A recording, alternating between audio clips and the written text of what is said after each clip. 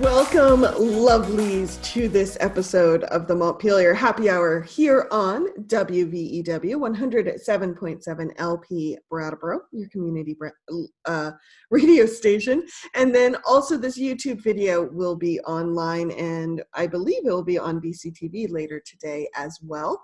I am your host, Olga Peters, and welcome, Representative Emilie Kornheiser. How you doing? I am well today, Olga. Thank you. I'm trying to look at the camera on my computer instead of the picture of you on my computer, and it's very awkward, and I'm going to stop doing it. So I'm going to apologize to listeners for not looking at the camera and looking at you, because I cannot sustain looking at a little yellow dot. Hi. Good morning. Good morning. Good morning. So here's a little trick of the trade that is my rule. Maybe no one else does it. If you're talking to the audience, like I'm going to talk to the audience now, so I'm going to look at the camera and break that fourth wall. And when I'm talking to you, I'll look at the picture. Oh, thank you. Thank you, Hopefully Olga. That's not too annoying. Listeners, think that works. This is what I'm going to try. To look at the camera when I'm talking to you and then talking to Olga. So many new skills we're learning in these times. I know, right? Mm-hmm. It's just, I was on a Zoom call last night for a writing group that I belong to, and there were 70 some odd people on it. And it was interesting to see the different levels of understanding of Zoom. Yes. But also that this platform really wasn't made for that big a group. Mm-hmm. And so they're like, okay, we're going to be looking into a new platform, and it's just the technology. It's like, but I think that's how you do technology. You have to use it and see what you need. Mm-hmm. And then you adjust, or you add new, or you change platforms. I've facilitated a few meetings of more than 70 people on Zoom lately and managed to make it work, but it takes a very particular type of facilitation that's very different from regular facilitation. And it's much more like facilitating a conference call than facilitating a video call when you get to that many people. But I do think it's possible. And in some ways, as a facilitator, can be more fun because you get more permission to take control of the group. Whereas on a non-video call in person, people tend to sort of resent the facilitator's control. So that's one of my reflections from life in Zoom. It's also a pretty good reflection on power dynamics in a room. Indeed. Speaking of power dynamics in a room, the last time folks heard from us, you were Zooming up I-91. I'm sure you weren't speeding, to Montpelier because of a last-minute quorum call. You had a vote on an emergency legislation that was supposed to be able to happen remotely. And then Cynthia Browning from Arlington called for a quorum. So what happened with all that? Just so folks can kind of tie a little bow on that episode. Well, first of all, I was speeding, and there were police officers at, I think, like pretty much every other exit. I don't think I've ever seen so many police officers out on the roads before. And I never got pulled over. And I spoke to Representative Sibilia, who did the same thing and never got pulled over. And so we don't know. They were afraid you had germs. What? They were afraid you had germs. Perhaps. I think they were asked to deploy so that folks who feel safer having police officers around would have sort of that sense of security with the government, because that was the first day of the governor's order to stay in place. But I am sort of, perhaps a thread for another conversation would be how that increased police presence will affect other populations in these coming days and months. Mm-hmm. Yeah. Anyway, back to the issue at hand, not my speeding. So we went up there. We received emails in advance about how to enter the building in a safe way and how to disperse to safe places. So sort of 5 of us in each of the larger rooms and then 2 people in each committee room. And then when we were called to the quorum call into the House chamber, we were given permission to sit in seat. Usually we can only vote in our own seats. And previous to when we all convened, when it was still the small group of people where the quorum was called, they were able to pass a rules change to allow us to vote somewhere other than our seats. Mm-hmm. And so we spread across the House chamber in a much more dynamic way than we usually do. So we were asked to sit with 2 spaces in between each of us. And we're allowed to vote from the Senate seats, which are sort of up near the speaker's podium. Mm-hmm. And then also from the balcony and the gallery. So we were able to engage in some social distancing. People were, in some ways it was sort of, it was nice to see my colleagues in these, very tense times. And a lot of people who were there were clearly viscerally scared. Some people wearing masks, gloves. We have a lot of medically vulnerable people or people who care for medically vulnerable people in the House body. And so in addition to my concerns were about picking something up and then spreading it, or bringing something into the chamber and spreading it, because we're sort of, this vector points throughout the state. But I had colleagues who were, really scared for their own health and the health of their loved ones in a way that was much realer for them than it was for me. And that was really hard to see. And I felt terrible for them and with them. So we passed the votes easily. We passed the rules change that allows us to vote remotely in the future, which was sort of the sticking point for Representative Browning. She was the lone no vote in the chamber about allowing us to vote remotely in the future. And then we all carried on and went back to our homes to bring whatever back with us we're bringing back. And so I was sort of self-isolating before this, but I'm going to continue self-isolating after being around so many people. And we've talked before about the legislation we passed was the exact same legislation we described 2 days ago, last time we spoke. Some change to government operations, to healthcare policy, and then to unemployment insurance. And the next day, yesterday, the speaker sent out a very comprehensive email to all members that described that in these times, we need people who are taking the health of our communities as seriously as possible and are able to work across party lines to do so. And that she was removing Representative Browning from the committee that she sat on, because it's a committee that's going to have a really important part to play in what the next steps in our governance looks like. And that's the Committee on Ways and Means. That's one of the 2 money committees. It's the committee that develops tax policy. And so she removed her from that committee and actually placed me on that committee, which is sort of, a slightly awkward thing. And I'm really looking forward to rising to the challenge and developing tax policy that works for all of us and really serves the needs of our community towards the collective good. So that's the midpoint or endpoint of the story.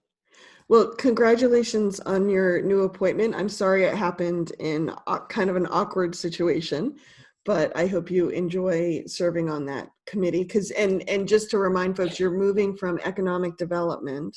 I'm moving from commerce and economic development over to Ways and Means. There's a lot of legislation that sort of moves between the 2 committees. Okay, that's what I thought, yeah. So I'm familiar with a lot of what they're doing, and I'll still be able to have a hand in a lot of what I was doing. And actually the committee rooms, when they're in real life, are right across the hall from each other, and share a little hallway window that we all like to sit at. But, if we ever return. But so that's leaving commerce and economic development, moving to Ways and Means. So sort of, setting tax policy and making sure that the revenues of the state are sufficient to meet the needs of the state. Well, good luck. What will be the first thing your new committee's taking up, or that you'll be working on? Today at 10 a.m., I found this out yesterday, and today at 10 a.m. we're looking at educational funding, and specifically changing educational funding needs and challenges in the face of COVID. Okay. And that's really sort of how revenues are going to change based on what's happening in COVID. How, tax deadlines have moved, how revenues are going to be down because of lower sales tax, things like that. So I have a lot of reading to do, and I'm looking forward to it. Good. Yeah. Well, I look forward to hearing how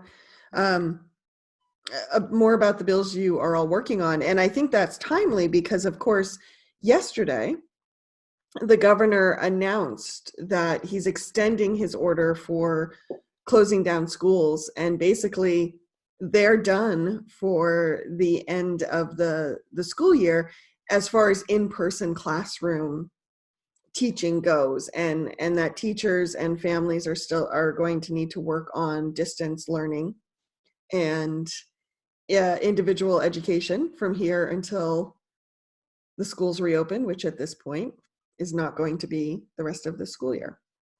Yeah. So what do you think is key for people to understand about that order at this point? I think I absolutely, as a parent of a school-age child, I absolutely understand how hard people are taking this. And that I think for some folks it feels sort of a really harsh reality check about where we are as a state. I wasn't surprised it happened. And I think most of us were aware it was going to happen, that the initial deadline was for schools reopening was incredibly early. And so this was more, from my perspective, an opportunity for the governor to say, here's reality. And we might as well all put reality on the table right now and get used to it and adjust to it and move on, rather than any particular change in circumstance.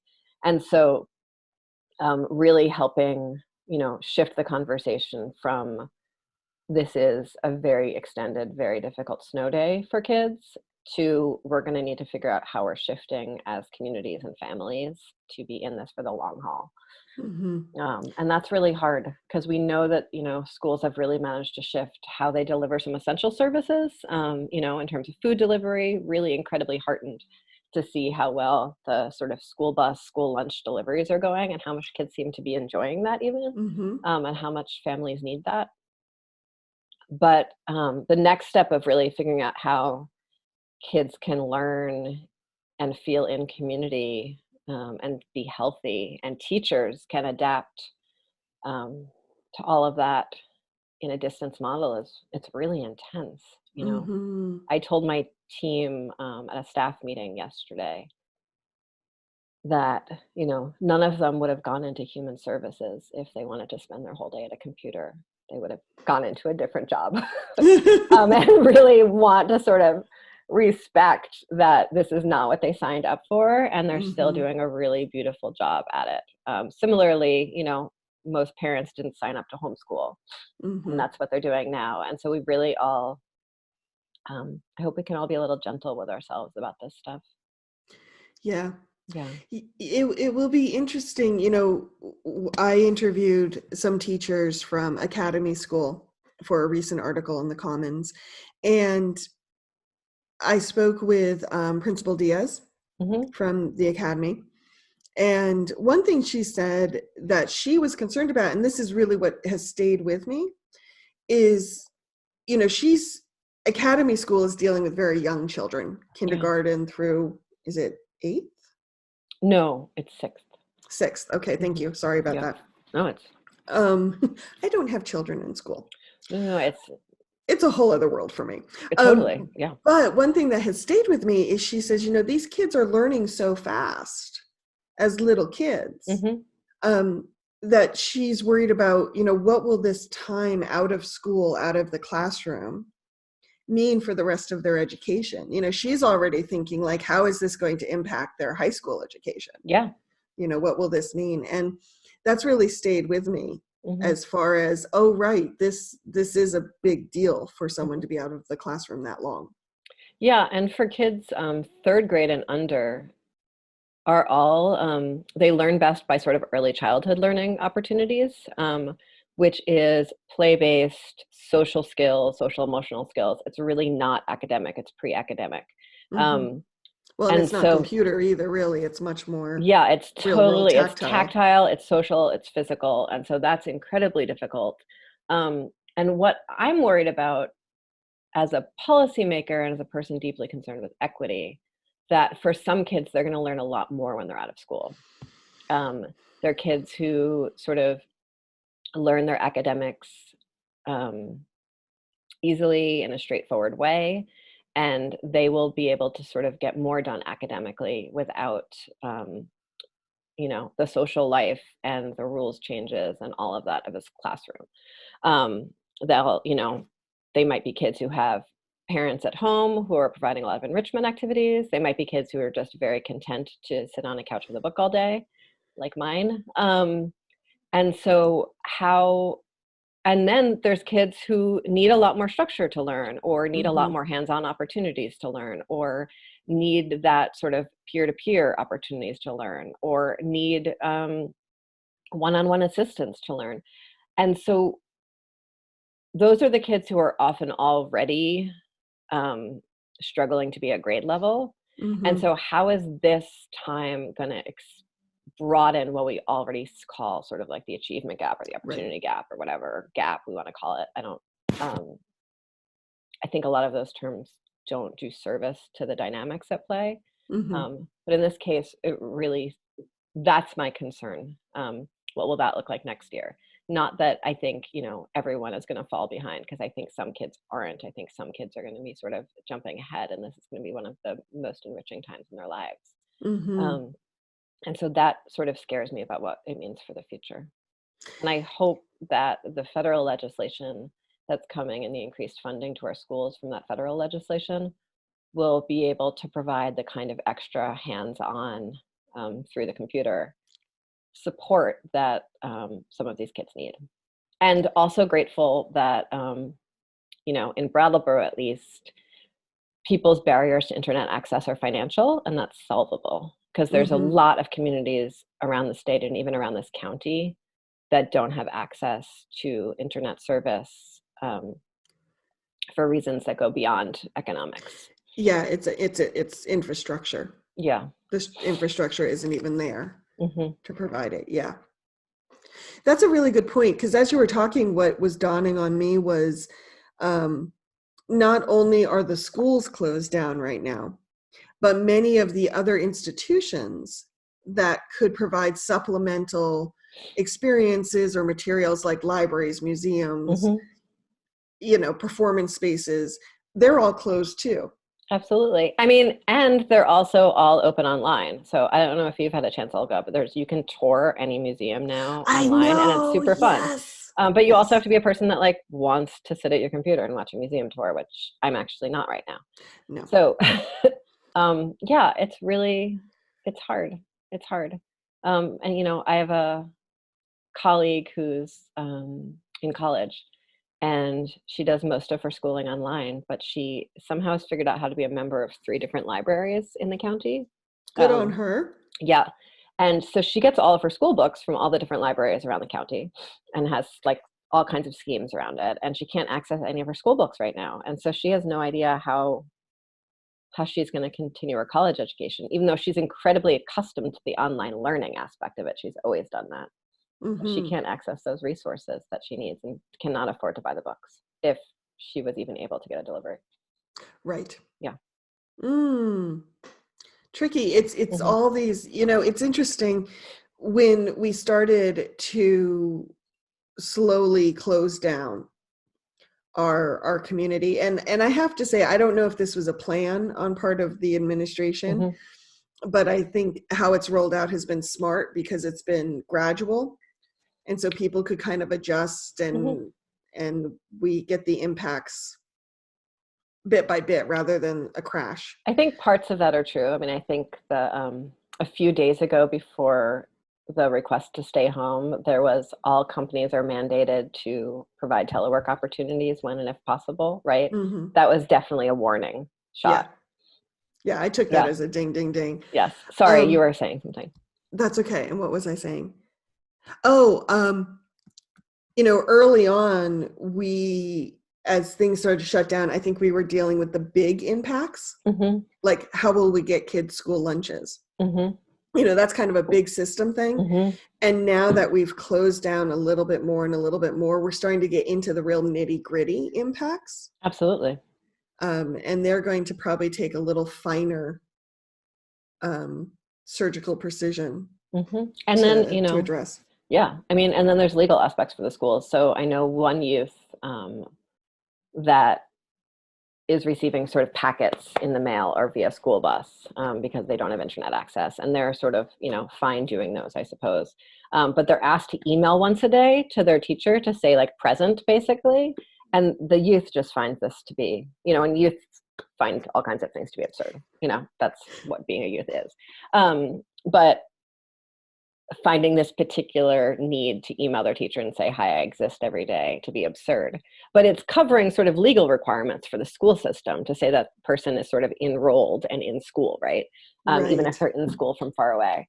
And so I can't, the level of detail that's required of the Agency of Education and our school districts right now is stunning to me. Yeah, and it's probably gotten even more messy since, because now they have to check even more boxes. Indeed. Yeah. And, in doing that, take care of some kids who really need that care. Yeah, I have a niece. One of my to-do lists this weekend is to check in with some family and friends. And one of my cousins I want to check in with has a daughter in Vermont education system with special needs. And her dad has, because my cousin, as far as I know, is still working. And so her dad is kind of taking over the education of my niece. And I'm curious about how that's going. Yeah. Because she has definite learning issues that are different than some other children might have. Yeah. That, there are people who go to school for many, many years to learn how to do that well. Yeah. And now parents are sort of jumping into this void. I have to feel sorry. I want to put a big sorry out to any kids or parents out there who, even if you normally get along and you love each other very much, but you as a child are a tactile learner, and maybe your mom and dad or other caregiver are like a visual learner or another type of learning style. Like my mother, who was a librarian, and one reason she became a librarian, because, quote unquote, I like putting things in straight rows, who had a daughter who was like, whoa, let's go everywhere, do everything all at once. I'm sorry, it's going to be tough. Please love each other anyways. You won't understand how each other learns. Just take a breath and remember you love each other. Yeah, and just don't kill each other. It's okay to even hate each other for a few days, When my son goes to walk the dog, a few times I've asked him if I could come with him or if he wants to be alone, and he has regularly said, thank you, I would like to be alone on this walk. Which is a gentle way of saying, I love you, Mom. And yes. Yes. So let's shift gears a little bit. You touched on some federal regulations around the school system. Let's talk about some federal relief packages that have just come down and you received a briefing on yesterday, I believe. Yeah. I have a few briefings from a bunch of different offices, and they all say essentially the same thing, which makes me think they're good briefings. So the National Council on State Legislators, legislatures, is a nonpartisan body that supports state legislators and legislatures with policy and collaboration and advocacy to Congress and a few other things. And so they put out a briefing, and then I have a briefing from Senator Leahy's office, and then someone from our own legislative council office put together a briefing on particularly the expansion in unemployment insurance. And so I'd like to start with that expansion in unemployment insurance, because I know that that is something that is very, very, very present for so many people in our community. Yes. Yeah. So basically, it starts with something called pandemic unemployment assistance, which is like disaster unemployment assistance. And we had an expansion of unemployment assistance during Hurricane Irene. And so this is similar with significantly more money attached to it. So It includes a program for self-employed, independent contractors and workers with insufficient employment history to qualify for regular unemployment insurance. Oh, that's and this huge. is something that we hoped was coming because Vermont does not have the capacity to offer this otherwise. And so this is huge because we have so many people in our community that are self-employed or independent contractors. And so I'm really, really, really excited about this. And so folks are eligible for this if they are not eligible or they've exhausted the regular unemployment expanded insurance that the state of Vermont is already offering. Does that make sense? Yeah. So this is a supplemental program once you've finished with this other program, or we're not eligible for this other program.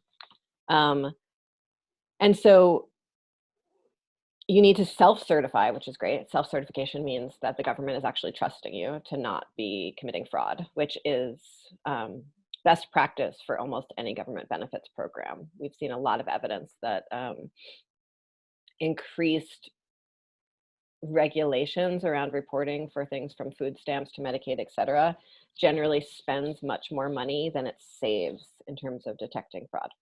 So anyway, you need to self-certify that you would be otherwise able and available to work, but cannot work or unemployed because of things related to COVID. And I'll go through that. But that's one of the big differences in how Vermont's unemployment is operating now and this new federal unemployment is operating. That normally, in order to be eligible for unemployment, you need to be ready and available to work and looking for work, right? Right. You can't have childcare problems. You can't have any sort of medical issues. You can't be enrolled in school, a bunch of different things. You need to be ready and available for work and looking for work. You need to be able to say yes tomorrow in order to be eligible. And we are saying no to that because we don't want people working. We want people staying at home. So that's so it's a whole wide variety of ways that people can be affected by COVID. And I think that's an important acknowledgement that this isn't just people who are sick. This is something that's affecting, we're talking about the effects of an economic shutdown, essentially. So it's people who are diagnosed or symptomatic for COVID, if a household member is diagnosed for COVID. So an acknowledgement that, what happens in our family impacts us, which is, that's kind of a huge deal for government to say that in these times. Caring for a family member, if a child's school or childcare is closed. So an acknowledgement that it's very, very, very hard for parents to parent and work simultaneously, which is also like a huge breakthrough for the federal government to say that, because I think that's something that women especially have been trying to express for a very long time and have not quite won that war yet. So quarantine because of COVID, advised by a healthcare provider to self-quarantine. So that's people in vulnerable populations, vulnerable health populations. Unable to start a job as a result of COVID. So you had a job offer, but you weren't able to start because of something related to COVID. Your head of household died because of COVID. You quit your job because of COVID. So that's also another huge shift. Generally with unemployment, it's only if you're laid off that you're eligible. If you quit, even if you quit because of terrible circumstances. Right. As long as you were the person that walked away from the argument first, you are not eligible for unemployment. This is a big shift, saying if you quit your job because of COVID, even if your employer was not yet ready to lay you off because of COVID, you're eligible. Your place of employment closed because of COVID, and additional criteria as established by the Secretary of Labor, and we'll see what that is. That's just, the get out of jail free card that we add to all legislation always. Yes. So you're not eligible if you're able to telework, meaning you can still work, like me, or you're receiving paid sick leave or other paid leave benefits. So you can't double dip. Okay. Fair enough. Yeah. And so that's up to 39 weeks of benefits, which is also much longer than ordinary unemployment insurance. That's almost another a year. Acknowledgement that we're in this for the long haul. Yes, that's 3 quarters. So 3/4 of the year. And that is another acknowledgement that we're in this for the long haul. And it might be longer than that. And so what I've been really struck by as I've been doing committee work and talking to other legislators about this is how everyone is sort of coming from a very different place about how long the impacts of this are going to last and how deep they're going to be. And it's really hard to establish policy solutions when everyone has such a different understanding of the exact problem that we're dealing with. And so if we think this is just gonna be a month and everything's gonna restart, that's a very different story than if this is going to be 9 months. Right. Right. And so again, we find another place in policy making where everyone needs to have something resembling a common understanding of the problem before we can find a common solution. And this is, this is really highlighting that. So this is another huge, awesome thing. We know that unemployment benefits don't pay the full amount of your previous salary. Right. And that's really hard for most people. We know that most Vermonters and most Americans spend their entire paycheck every week, every month. And so this adds your weekly benefits that you would be permitted under your state unemployment insurance law, plus $600 per week. Okay. Yeah. And so $600 per week, which was one of the sort of proposals that was floating about in the policy ether over the last week, and I heard a lot of people talking about, and how it was like not enough to do anything. It's not enough to do a lot. It's certainly a lot more than people on Reach Up or TANF get. But this is $600 in addition to your unemployment insurance benefits. Right. Which is much more doable. Yeah, so it's a little bit of a buffer for some other bills. Yeah, and for some people, this might bring people up above their previous salary or hourly wage. Okay. And for some people, this won't, but it'll bring it up closer to their existing salary or wage. So other pieces of this is there's a lot of complications around nonprofits and unemployment insurance, which I don't know how deep we should get into today, but I think it would be helpful if you're able to do this, because I admit it's something I don't fully understand either, to just highlight some of the ways that it's complicated, just to give people a rough understanding of why it's even an issue. So for some reason I don't understand at all, nonprofits are allowed and historically permitted to not pay into the state unemployment insurance trust fund. Oh. They're still required to follow sort of unemployment guidelines in terms of what they pay out and how they pay out, and that still all happens through state government, but they don't have to pay in to this big trust fund. What they have to do instead is they're allowed to self-insure. Okay. I don't know who thought this was a good idea in the first place. It puts all the risk on the nonprofit, but it also reduces the costs for the nonprofit. And so I suppose that made sense to someone. And maybe part of it is that people assume that nonprofits are sort of kinder, friendlier employers. And so they won't be engaging in as much hiring and firing as for-profit businesses. And I don't, what comes none to of mind my to work me, in the nonprofit sector has led me to believe that that's true. But anyway, that's where we are. And so nonprofits who are, some nonprofits, some are operating, at sort of a higher capacity than they did 2 weeks ago, but some are laying off huge numbers of workers, schools, for instance, private schools. And so they are expected to pay those benefits out of their bottom line. And that's really complicated. So there is significant relief and reimbursement for nonprofits who are doing that in this legislation. What else?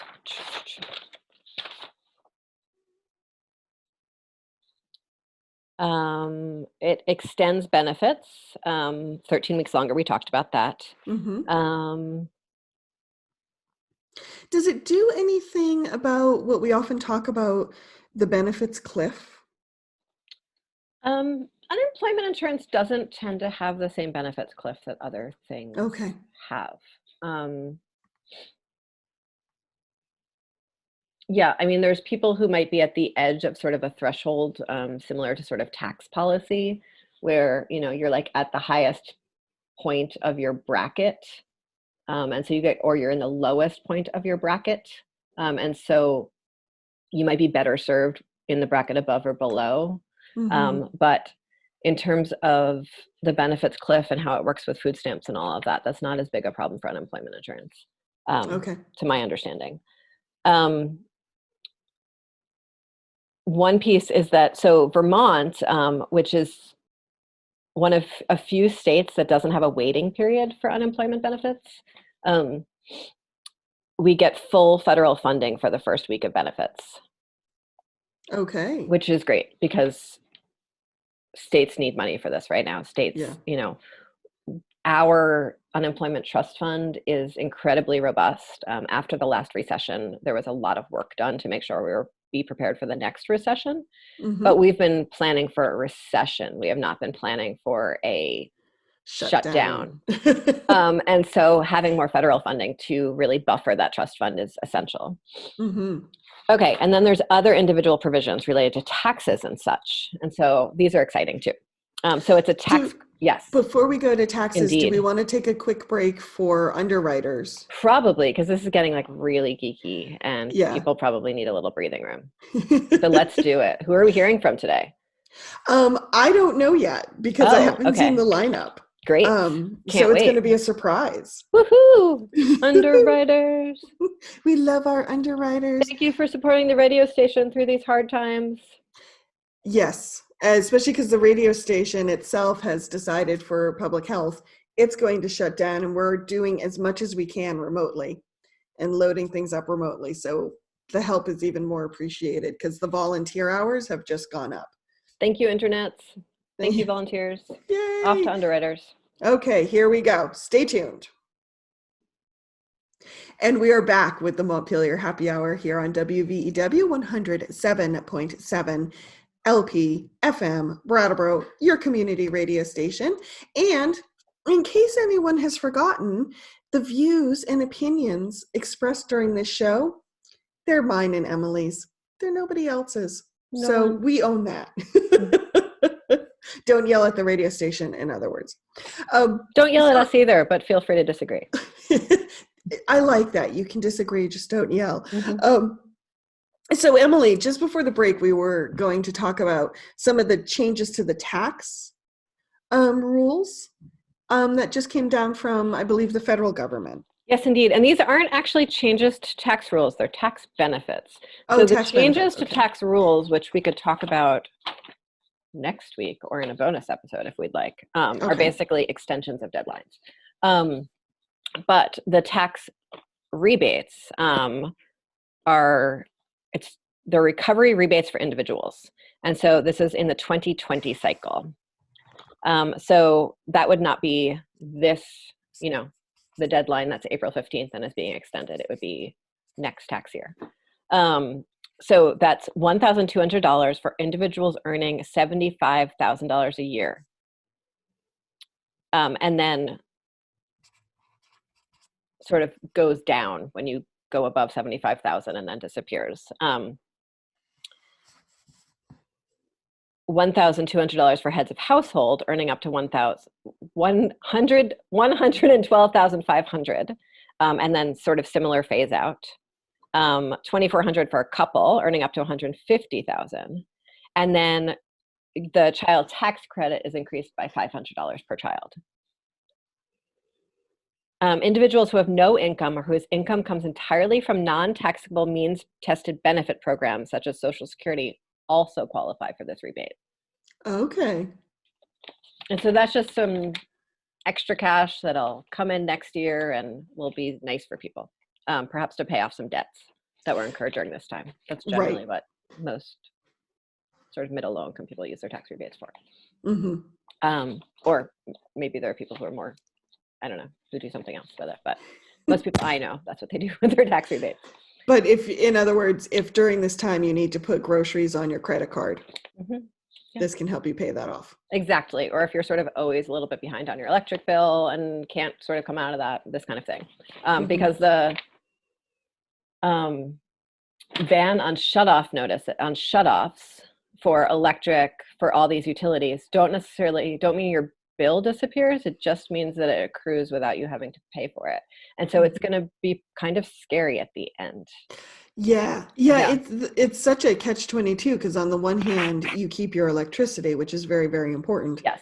However, that bill just keeps building, Mm-hmm. and you fall behind even more. And I've been hearing from some constituents who are seeking support from their lenders around mortgages and things like that.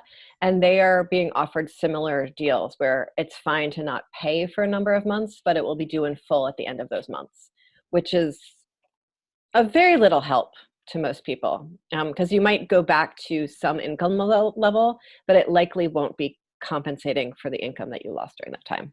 Mm-hmm. This time.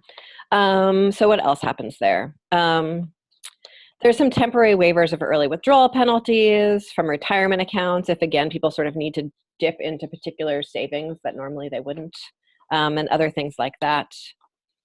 An exclusion of student loan repayments from income.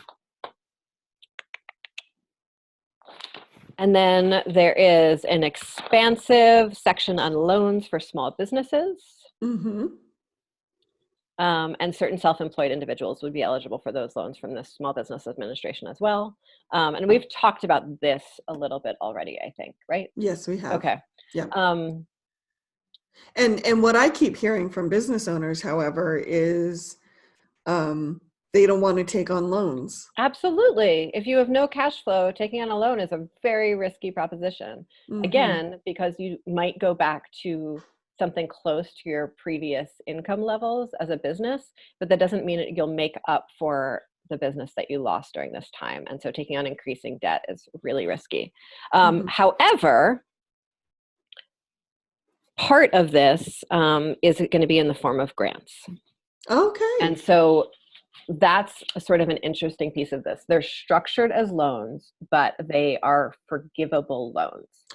Okay. I heard about this. There are some pros and cons here. One of them is that it means that people need to sort of think really carefully about how they're going to use the money, because they're going to have to go through the same kind of loan process and sort of balance sheets that they would need to go through for just a regular loan.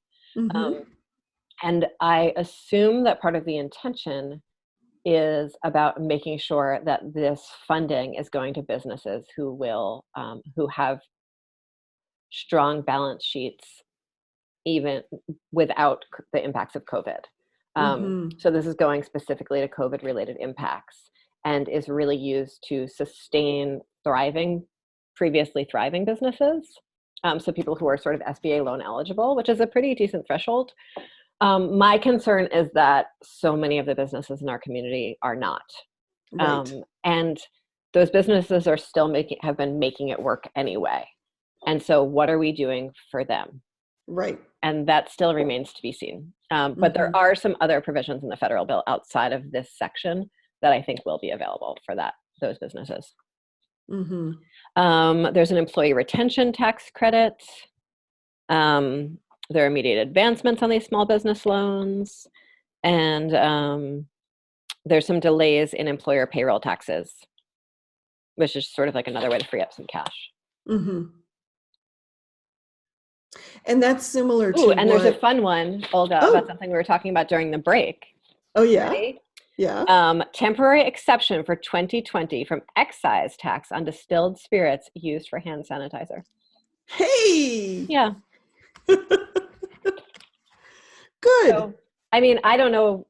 I know this is true for me, and I've seen this for a lot of people. There is something about our like high-end distilleries making high-proof hand sanitizer liquor that I find like so apocalypse cheerful. It's just amazing. And so that's like really a sign of like Vermonters making it work, coming together, adapting to the local needs. It's the best. So it's nice to see a little provision connected to that. It is. I stopped by, I had an impromptu interview with Ed Metcalf of Vermont Distilleries in Marlborough yesterday, mm-hmm. because they're making some hand sanitizer. And it is 80%. So it's even, he was looking at a bottle of a commercial hand sanitizer, and mm-hmm. the World Health Organization's requirements are actually higher than some of the commercial hand sanitizers. Oh. Which I found fascinating. And classic. But I asked him, I said, so why are you doing this? And he said, well, I had the ethanol, and there's a community need. Mm-hmm. So I'm filling it. He's having a hard time getting some of the other ingredients at this moment. Aloe, I've heard, is really hard to come by right now. Yeah, hydrogen peroxide and glycerol. Oh. Actually, he's having a hard time getting a hold of right now. So he doesn't know how long his supply will last, but okay. We need to find some chemist somewhere, some other chemist. Maybe. How do you make hydrogen peroxide? You don't know. I don't know. Yeah. We'll have to I have a few aloe plants that are growing around my house. Maybe I should give them up for the cause. Say, here, little aloes. Here, little aloes, go be useful instead of prickly. Should I run through the other provisions of this on a really sky-high level? Is that helpful, or are we just getting boring now? I think we're on the edge, so it's a good question. There's assistance to fishermen. What's that? There's assistance to fishermen. I don't know that we have any of those in our community. Very few. Not professionals. Yeah. Mm-hmm. What I would ask is, what are you hearing from business owners right now? I'm hearing a lot of business owners who are facing some big decisions.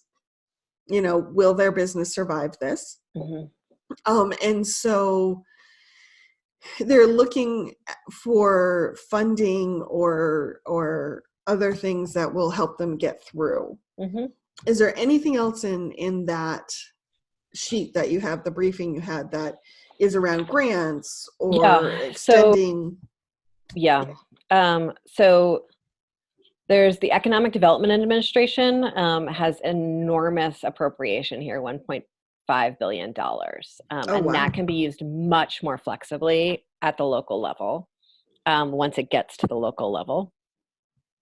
There is significant money put into community development block grants. Okay. Which can be used quite flexibly at the local level. Mm-hmm. And Brattleboro area has been eligible for before. That's what they use for their revolving loan fund and their small business assistance grant. Yeah, and so that's pretty exciting. Those are the two biggest things that jumped out at me. There's some things that are more sector specific, which will be helpful, as well as sort of brownfield redevelopment stuff, which I wasn't sure why it was there, but it's always nice because we have so many brownfields in our area. Yeah. And then there's a lot of money towards training. And that's something I brought up on the Commerce Committee the other day, that what we know is that during a recession, people are much more likely to seek educational opportunities, whether those are sort of formal post-secondary or training programs. Mm-hmm. And so as we come out of this shutdown and likely enter a significant recessionary period, despite the trillions of dollars going into preventing it, it might be a sort of lower trough, but it's still going to be a trough. We want to be prepared for all of the Vermonters who want to seek that education, because that's something we've been trying to do for a really long time, is to get more Vermonters into educational and training opportunities. Yeah. So I want to make sure that we have the infrastructure available in a few months for when Vermonters are ready to seek that. And so there's some money for that in here too. Fantastic. So that would get, would support employers, and that people would be better trained employees. So for any businesses who are listening to this, who should their first call be to? Should they be calling the Small Business Association? Should they be calling the Brattleboro Development Credit Corporation? I think people have different comforts with different services. And so folks are welcome to contact the Agency of Commerce and Community Development, which is at the state level. They're welcome to call the Small Business Administration, which works regionally. They are welcome to call the Brattleboro Development Credit Corporation. And if they don't know which of those to call or how to do any of it, I am happy to help people work through available resources and get in touch. I might not know the answers to questions, but I usually know who to ask the questions to. Okay. And so I am really very available, and I've been doing a lot of that already. And I consider it, as do I think most other legislators, a really important part of the service I'm providing to my community right now. Wonderful. Thank you, Emilie. Anything else around businesses that you want to? I know it's hard, and I'm feeling like we're all in this together. It's hard for employees. It's hard for employers. it's hard for renters. It's hard for people who, need rent to pay their mortgages. It's, this is something that we're all in together. And I think we need to keep on remembering that and manage with those expectations. Mm-hmm. I have to say, I am impressed with how quickly the state, and even in its own way, the federal government has responded. Mm-hmm. And at least at the state level, it seems like there's some creative thinking going on too. Yeah. So it does feel that way. That's very heartening, I think. It is. Yeah. So Emilie, before we sign off here, how are you doing around working remotely, self-care, adjusting to this kind of new way of living? I am getting closer to adjusting to the new way of living. Yesterday, when I got like the 80th puppy face from my dear son about going back into the office for another meeting, I said, why don't you pretend that I'm in the legislature and gone for 4 days a week, except I get to be here to cook dinner and eat it with you. And all of a sudden he's like, oh, you're right. That is so much better.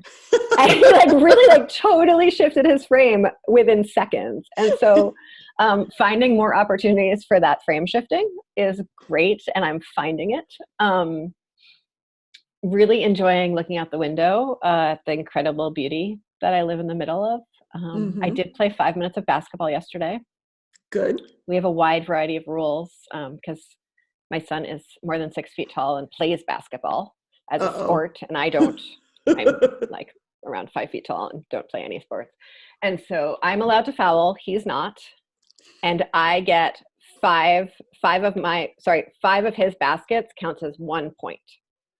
To one of my baskets counting as 1 point. And so with those circumstances in mind and those rules, I'm still losing, but I'm not losing quite as badly. It's not quite a trounce. And it makes it more fun as opposed to just ridiculous. So anyway, those are some of the things I'm doing. Nice. Yeah. I'm doing, it's interesting. So the other day, and just as info, as a member of the press, the stay at home, stay safe order doesn't apply to me in the same way. I'm still allowed to go out for work and that type of thing. But I was out and about for work and I had to make a decision about something, and it was a little decision around lunch. And it was so overwhelming. And it realized to me that I hadn't been caring for myself because suddenly the world was just too big and overwhelming. And I realized for me, part of that is I feel very responsible to the community. Yeah. To give it good information and information that will help it during this time. And it's so hard to do that because so much is changing. Yeah. And people have so many needs and I very can relate specific to needs. all that you're saying. Yes. Yeah. You got it. And so what I did was I actually have instituted a number of Zoom lunches and Zoom dinners with my friends. Oh, good. And so that just gives me a different perspective, gets me in contact with the people who make my heart big. And also to try to make sure that my day has a beginning and an end. Yes. Because with news on a good day, it can be 24/7. To try to look at my calendar and be like, okay, my day is beginning here. And my work email gets shut off at this time.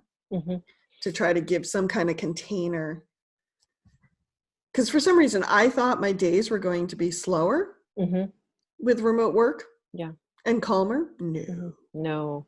I really appreciate, I think there are a lot of lessons from this that I'm hoping to carry forward. And one of them is trying to put a container around work, integrating some exercise, a few, play and joy and all of that.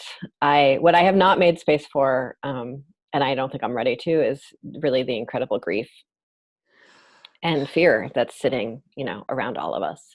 Yeah. And so, I fully admit to trying to prepare myself for that. Yeah. Trying to prepare myself for a moment when I'm ready for it. Yeah. If I mean, I don't know if you can ever be ready for that. No, just aware that I'm not looking at it yet, and I will have to. I'm very aware that I'm consciously pushing it away. Yeah. And that there will be a point where, because grief has its own force of nature. Yeah. That I will probably not be able to push it away any longer. And it will be what it will be. Yeah. Yeah. Well, darling. And to all the darlings out there, all our lovelies who are tuning in, thank you for joining me today. And stay home, stay safe, stay healthy. Yeah. Wash your hands. Wash your hands, eat good food, move around a little bit, get some fresh air, connect with loved ones.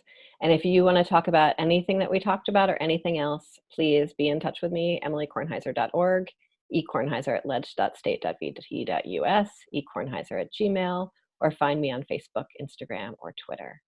Thank you for a great conversation once again, Olga. Thank you, Emilie. And of course, you can find us on WVEW 107.7, as well as our Vermontitude Facebook page and SoundCloud page and BCTV. Stay well, stay safe, and we will talk to you next week.